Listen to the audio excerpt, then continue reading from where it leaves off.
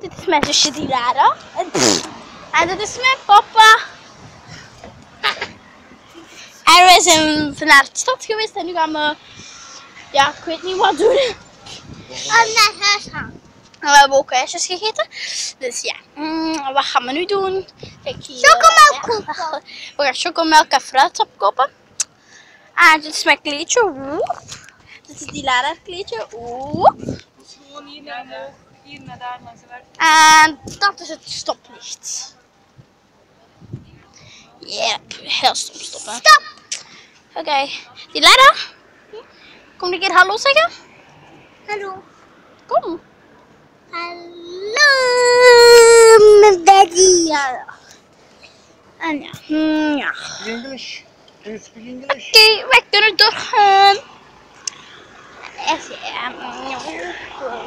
Dilara speak English? Nee. Why not? Papa. I don't understand.